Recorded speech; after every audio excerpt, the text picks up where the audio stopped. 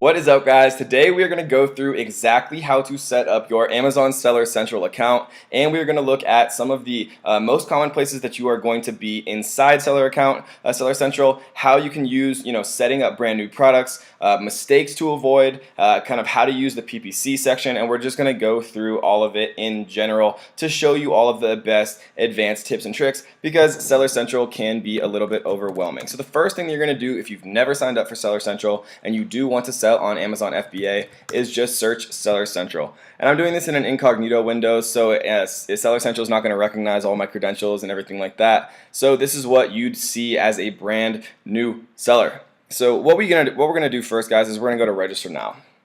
So register now, right? It gives you all of these different things to look at. 40% of our profits come from selling on Amazon, right? And I believe that.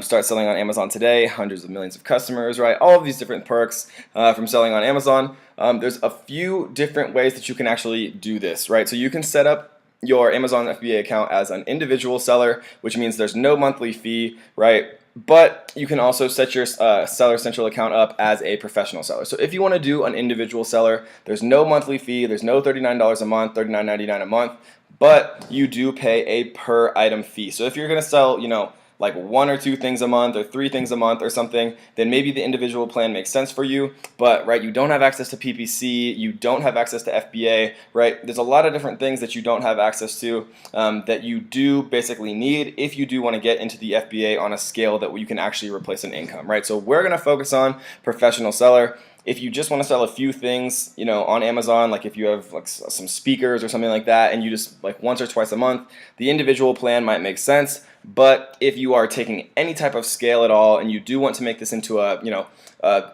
income stream, then you are going to have to choose the professional plan. And don't be scared about the $39.99 a month, guys, because if you sign up now and your inventory doesn't arrive for 3 months, right? Amazon is incredibly lenient about refunding the professional seller fees. All you have to do is open up a quick chat and say, hey guys, I signed up for a professional account in August, but my inventory didn't arrive till November, and you guys can obviously see that for yourselves. You can, because they can obviously tell when the inventory arrives. Tell them, hey, is there any way that you could refund me up until the date where my inventory actually arrived? And they'll say 100% of the time, they will say yes, right? So we go to start selling, right? You just follow through the steps, create your name, email, password, and then we are going to look at one of my actual accounts. Alright, guys, so once you are logged into your Seller Central account, you'll see a kind of overwhelming looking set of menus, but trust me, it's not that bad. So we're going to walk through it one at a time. The Manage Inventory page is somewhere that you will be often. Right, this is one of my client accounts that I am helping kind of get up to speed, and they let me use it to kind of show you guys around the actual Seller Central, right, which probably nobody else is doing on YouTube because people don't want to give away, the products that they're selling. So, but I thought that it would be best for you guys to actually see kind of exactly what it looks like and where you're going to be most often. So this is where you're going to add a product from the Manage Inventory page. So we're going to go through everything really quickly that you will be using often, and then we're going to come back and actually show you how to add a product, because that is one of the things that people are kind of, most nervous about, and it's one of the things that's most important to have a really good grasp on. So the Manage Inventory page, you will see a lot. It's where you add products, it's where you can change your different pricing, right? It's where you can actually edit your product listing, add back-end keywords, add your images, and do all of those fun things. So you can add a product from this menu structure as well, right? There's 2 different places you can add a product. So there's always multiple ways to do things in Seller Central. So don't get overwhelmed. Just learn how to do it your own way and remember it, right?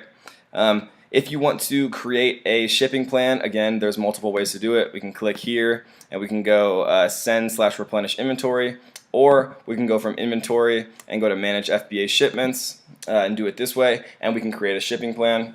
Right, and so I don't want you guys to get overwhelmed showing you multiple ways to do it, so I'm just going to show you the ways I do it. This is how we make a shipping plan, and what I mean by a shipping plan is once you kind of order your units from Alibaba, and let's say you have 500 units packed into 50 different cartons, right, with 10 units per carton, then you go through the shipping plan. You can kind of set, I have this many cartons, they're this length, width, and height, they weigh this much, right? And once you finish your shipping plan, Amazon gives you carton labels. You just send those carton labels to your manufacturer, they apply them to the cartons, and then your freight forwarder takes care of the rest. And we have an amazing freight forwarder that I do share with all of my students who will give you the absolute best prices. So that's pretty much everything that we do in the inventory menu. The pricing menu I honestly never really use. You can do all of the same pricing type things from the manage inventory page, so I really never click pricing. I never ever click catalog. Manage orders, sometimes if you want to see, the names and addresses and things like that of people who are ordering your products to create like a lookalike audience on Facebook. You can do it this way. If you're doing fulfilled by merchant, right? So if you're shipping things out from your house rather than doing Amazon FBA, and for those of you who don't know, Amazon FBA, fulfillment by Amazon, means that you're shipping your products into Amazon's warehouses and they're handling all the fulfillment for you. So they're going to package it, they're going to ship it out, they're going to accept the payment, they just take their fee and they give you the balance, right? So I don't usually often use orders, but if you are fulfilling by merchant, which means you're shipping it out from your own house, you will use this menu a little bit more. The advertising menu, I definitely do use a lot. So this menu, right, this is where you create PPC campaigns, enhance brand content. This is where you can upload more images than the average seller if you do have a trademarked brand, right? So for brand new sellers, you're probably not going to worry about enhanced brand content because trademarks take anywhere from 6 to 10 months to actually be approved. If you have a brand new product and you don't really know anybody to leave you those first initial reviews, right, then the early reviewer program is a great way to do that. Amazon offers it for a certain set of products. Basically, they'll give you your first 5 reviews if you have between 0 and 5 reviews, and they generally do that, I think, for about $60. Lightning deals is if you've ever been on Amazon and you see 33% of deal claimed, right? This is how you set up a deal like that as a seller, right? Most people have seen lightning deals on Amazon's site if they actually do browse Amazon, right? So this is like if somebody wants to discount their product 50% or something like that to try to remove some of their inventory, they will initiate a lightning deal. This is where you do that. If you were setting up a promotion, if you want to give away some of your products when you are first in the product launch phase, because how Amazon's algorithm works is people kind of have to give away a certain amount of units when they are launching their products to trick Amazon into thinking that they have all these sales, which kind of launches your product up to page 1, and then it's kind of a snowball effect where you are on page 1 from giving away all those units, tricking Amazon into thinking that you did sell them, and then once you are on page 1, if you have quality images, a quality listing, and you have at least a few reviews, you stay on page 1, and that is the beauty of Amazon FBA. A lot of people just don't understand how to get to page 1, but we do talk about that in some of my other videos, and we talk about it very in depth, strategies to guarantee for a 100% fact to get to page 1 for the cheapest price, obviously in the Amazon FBA Ninja course. So the storefront, again, this is for enhanced brand content. If you have a trademarked brand, so new sellers should not worry about it. Reports. A lot of these reports are very complicated and overwhelming. The only real report that I use all of the time, and the only real report that you really need to understand very well, is your search term report. So the search term report shows you exactly what words people type into the Amazon search bar to eventually lead them to buying your product. So if you're running, advertising campaigns through the advertising menu and somebody goes ahead and buys your product, let's say they typed in, jumbo stainless steel garlic press into the Amazon search bar, they see your ad come up, they click it and they buy, you'll be able to see exactly what they typed in from the search term report. All you have to do is go to request report. Amazon still has this strange error where you can't actually run search term reports from the Google Chrome browser. For whatever reason, it's 2017, mid-August, Amazon, get your shit together. But you can run it from Safari or from Firefox. It's the one kind of error that they really haven't fixed. So that's kind of a general walkthrough through all of the different things that I use Seller Central for the most. The 3 menus are manage inventory in the inventory menu to kind of create new products, set prices, and do all of the product related things, right? Change pictures and things like that. The advertising menu where we create PPC campaigns, which is incredibly important to maintain high ranking and get a lot of low cost sales through advertising through Amazon. The promotions tab when you are doing product launches to kind of get that initial momentum to get your product to page 1 where you can kind of organically stay there if you do create a quality product with a quality listing. The last one is reports, and I usually only do the advertising report, and from the advertising report all that I ever look at is search term reports. So the point here, guys, is don't let yourself get overwhelmed. Realistically, there's only 3 menus I use, and within those menus, right, all I use is manage inventory. All I use is campaign manager to create PPC, promotions to launch products, and there's only one report, advertising reports, search term report. So now let's take a quick look at how we actually create a product listing. I come into the inventory, manage inventory window, go to add a product, right? And if you are selling on someone else's listing, so if you're not going to create your own listing, which I never recommend, because people call these people hijackers. So they'll go to a listing that already exists, they'll type in the ASIN here, and they'll sell against the listing that other person created from scratch as what's called a hijacker. So I never recommend that, right? You want to create your own sustainable business, you want to create your own brand, and you want to create something that's long term rather than just trying to pick off of other people's hard work. So we're going to go to create a new product listing here, and let's say that we are selling a what should we be selling today? Let's say we're selling a basketball. So we're going to go to find category. And we can, as you guys can see here, they list different categories, right? Because there's different overarching categories, and then there's different subcategories. We could do sporting goods, and then the next subcategory as sports-related merchandise, or we could do sporting goods, basketball equipment, basketball backboards, wall mount basketball backboards, right? But basketball backboards doesn't really make sense if we're selling a basketball itself. So, you can look for yourself and whichever one seems the most logical. Generally, it's one of the first few. In this case, sporting goods, basketball equipment, basketballs makes a ton of sense because that's exactly what we're selling. So we're going to choose that one. And then this is where you see kind of the edit listing, right? So when we were looking at the inventory, manage inventory, when we clicked edit over here on the right before, I'll show you guys really quick in a different window because this is an important one. So we go to inventory, manage inventory, and let's say that we had already made this basketball listing. We just basically press edit here, and then as you can see, we see the same screen that we're looking at here. It's just not filled out yet. So vital info, we fill it in, right? So we type basketball, but if it was our real listing, we type, premium, leather, outdoor, indoor, basketball, perfect gift for teenage boys and girls or something like that, right? And so we do keyword research using a variety of different software like Merchant Words, Google Keyword Planner to populate our title to be, the most keyword rich that it could possibly be for people who are looking to buy a basketball, right? Because we want to see the most possible people out there who are looking to buy a basketball by typing in all of these different search terms by millions and millions of Amazon customers. We want all of them to see our listing come up first. So we want to put in the most popular keywords that would make somebody who types that in arrive at our listing,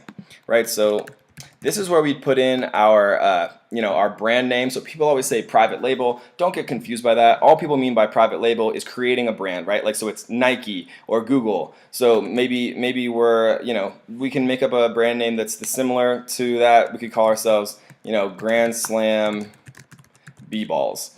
And it's important here, guys, that when you are creating your brand name, and most people do this, right? They create an LLC, or if you want to get really serious about it, right, you trademark your brand name. But at the beginning, right, the only thing that really needs to match here is the logo you create and print on your product itself, right? You can go on Fiverr or Upwork and get a logo made. It costs like $5. You send the PDF of that to your supplier and say, hey, print this on the box, right? And all of a sudden you have a private label brand, right?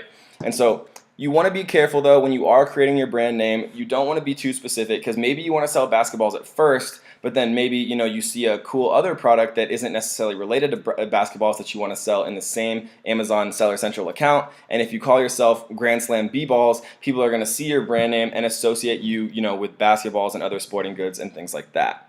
So I usually put manufacturer and brand name as the same because when you're a private labeler, you are both the manufacturer and the seller. When it says product ID here, this is a UPC for in the United States. If you're selling in Europe, it's an EAN. And so you get your UPC codes from a variety of places. As of mid-August 2017, Amazon technically tells everyone to purchase their UPC codes from a place called GS1, which is an originator of UPC codes. But as of right now, I am still advising my students to purchase their UPC codes from a website called Nationwide Barcodes. So Nationwide Barcodes is technically a reseller of UPC codes. A lot of other different people are reselling nationwide barcode. Maybe it's nationwide barcode. Yeah, it is.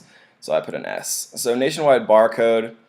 Right, so GS1 originated UPCs, but they're still reselling them. As you can see, they're always running discounts, because it's incredibly cheap for them to buy and resell these. They do it in, sets of millions, and you can get UPCs here. You can get UPCs here for very cheap, right? So if we wanted to buy 50, this would be 50 different products. And I want to be clear here. Let's say you're selling a garlic press, right? And you order 500 units. People always ask me, do I need 500 UPCs for that? And the question is no, or the answer is no. You need one UPC, but you need to print that same UPC on all 500 different units, right? So if you sell a garlic press, you need one of these 50 UPCs. And let's say you sell a basketball now you need two of those UPCs, of those 50 UPCs. So I hope that clears it up a little bit. But again, 50 UPCs and for $40, and they always run discounts, so it's very cheap. And GS1 generally is around $700 per year or more, for a similar quantity. So I'm still using nationwide barcodes because I think it would be incredibly difficult for Amazon to kind of retroactively apply any type of enforcement to make people use GS1 originated barcodes. It would just destroy their catalog, and I think it would be very hard for them to do that. I think a much more probable alternative scenario would be that Amazon creates their own UPC system and makes new sellers, or makes people creating new listings use those UPCs, or in the future they would mandate all new product listings have to be GS1 originated barcodes. But as of right now, they aren't doing that, so use the cheap ones for now. And if they ever make a change in the future, I will update this and kind of tell you guys what I think the best option is for now. But for right now, the best option is nationwide barcodes. So we'd add a UPC here. If you want variations, right, so let's say you sell like cell phone cases and you have 10 different colors all for like the iPhone 7. So you could set up 10 different variations and they would all appear on the same product listing, right, for all of these different colors, or whatever the combination may be. Maybe you sell one that's small and one that's larger and you have two variations, so that's where you'd set it up here. Offer is where you set up how much you're pricing things for. So you're always, as an FBA seller, selling it as in new condition. If you again are selling as FBM or fulfilled by merchant, you could do different use, like new, very good, acceptable, whatever the case may be. But as an FBA seller, meaning we're buying it from a Chinese manufacturer or a manufacturer in a different third world type country, shipping it into an Amazon FBA warehouse, Amazon is fulfilling those for us, right? So the condition is always going to be new. When you're setting your price here, guys, always set it higher than you might think, because Amazon has what's called a price band review, which means that, let's say I'm selling a basketball and I put $29.99 here, and then Christmas time comes around and basketballs are selling like crazy, right? And I want to change my price to $49.99 or something like that. Amazon won't actually let you raise your price any percentage higher from what you originally set it at. So let's say that basketballs are selling for $29.99 retail, and then you set your sale price, which we'll talk about in a second, to $19.95. If you want to raise that sale price later on, like during Christmas or some busier time of the year, maybe you're selling a love-related product or an anniversary-related product during Valentine's Day, you want to sell that for much more expensive because the demand is so much higher. Just trust me here, guys, set this price something ridiculously high. So the most you could ever possibly picture yourself selling a basketball for, let's say it's $59.99, right? And so then we'll later set the sales price to maybe $29.99 or $19.95 or whatever it is, and they'll see 60 slash through, and they'll see the sale price prime available for $19.95. So we're going to set it at $59.95. This is where we add our images, right? Choose file. You can add, I think, 5? You can add 9 different images. Description. So this is the product description where you kind of see, the multiple paragraphs of different things like that. You can use, like we could say, premium basketball. You can use actually HTML here. So this would actually bold it. If you want to, make breaks, you can use that and say like the world's best basketball. And so you can write that like that in the product description. Not many people read the product description, so don't kill yourself here, but you do want to use a keyword rich product description to get Amazon's A9 algorithm, which is how they decide which products rank where according to which keywords. You want to have a keyword-rich product description, and more importantly, you want to have a keyword-rich key features. So let's take a look at what some actual key features look like here. So let's click on, or actually, let's just actually look at a basketball while we're here. All right, so basketball. So we can see here that Spalding sells a variety, right? So here are the variations right here. You can see that they offer 3 different variations: youth size, official size, intermediate size. We can see that the list price here is $17.99, right? And the sale price is $12.99. So you want to make sure to set that list price up. I would probably set that a little bit higher, maybe $24.99 or even $29.99, and then bring it down to $12.99 to save 50%, right? Because it seems like more savings. You don't want it to be too ridiculous. Like, you don't want this to be $1 million and then selling it for $12.99 for like 99.99999% off. But make it something realistic. So this is where we see the description. So as you guys can see, this isn't particularly optimized. So let's take a look at one that might be a little bit better of an example. And use what people have already done, guys. Don't get overwhelmed trying to build a listing completely from scratch, right? We want to look at people who have done a listing correctly. So this is a great example of an optimized listing, right? The first main keywords that you're trying to get across in capitalized letters to kind of draw people's attention to it. You can use negative reviews from other similar listings to, because maybe somebody might say, it just breaks really easily. It's so hard to actually squeeze it. It's impossible to clean, right? And so they're highlighting what other products' negative reviews are calling out. They're saying how much better theirs is, and they're drawing attention to it with capitalization, right? So maybe on a different garlic press listing, there's like 20 negative reviews, and all of them say, it's so hard to clean, it's impossible to squeeze it together, I couldn't return it. And so they're highlighting here, easy squeeze, easy clean, like lifetime guarantee, right? All of these things that might be pain points for other particular products, they're calling it out to talk about how much more amazing their product is, right? And we see high definition images here that you can zoom in on, right? They're filling out all of the different ones with the features called out. This is a very beautiful listing. So use what people have already done. If you're selling garlic presses, type in garlic press, look what other people are doing, look about what is drawing your specific attention to, maybe use their bullet points here to base how you write your own. Obviously don't copy anything, but use it as inspiration, right? Because it's much harder to start from scratch than it is to build out something from what you can already see, right? And so I was just looking to see if they're brand registered. So they're not brand registered, but if they were, right, we'd see some other images here. They can have, let's see. I'm sure that some of these dog collars would definitely be brand registered. So let's take a look at this listing. I've never looked at this before, so I don't know. But again, we see some variations here for all the different colors and sizes. We see product display ads. This is a way that you can advertise using Amazon PPC. So again, these guys are not brand registered, but if they were brand registered, we just see additional images and imagery and just further capability to add kind of lifestyle shots of your particular product that can be appealing to some customers. So we'd add our description here again. So for this one, their description is not particularly well done in my opinion. It doesn't call out, the particular pain points or things that you're trying to get across here. But again, these are what kind of populate from your key product features. So this is where you'd add them. You'd want to say, premium quality outdoor basketball, and then you type, perfect gift for the whole family or whatever it is, right?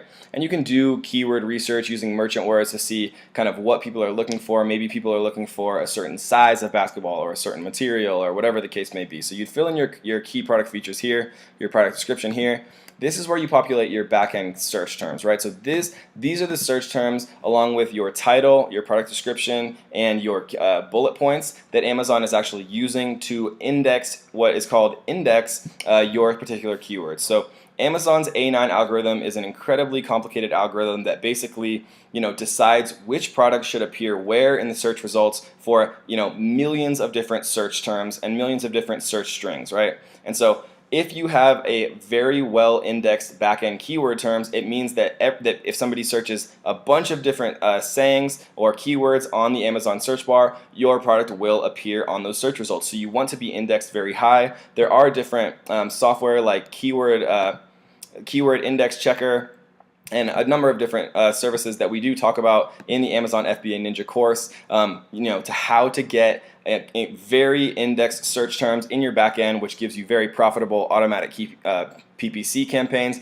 It gives you, it gets you much higher in the organic search results. And when I say organic, it means that, in the search results that are not advertising, right? You're not paying to be there. You're just there because Amazon has deemed your particular product very relevant for that specific search term.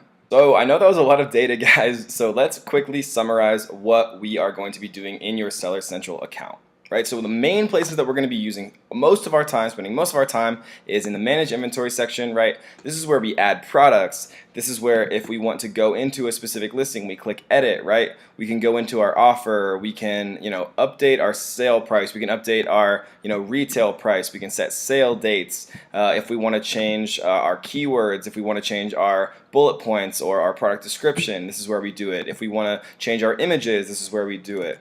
That's the main place that you're going to use in your inventory. When you're ready to actually create a shipping plan, which we go into a ton of detail into in the Amazon FBA Ninja course, there's also, I'm sure, free resources out there on YouTube if you are on more of a budget and want to try to teach yourself rather than taking a course. So that is how you create a shipping plan. It's where you get your carton labels. It's what you provide to your manufacturer over in China for them to be able to ship your products out using a freight forwarder, which we do have great contacts for in our group.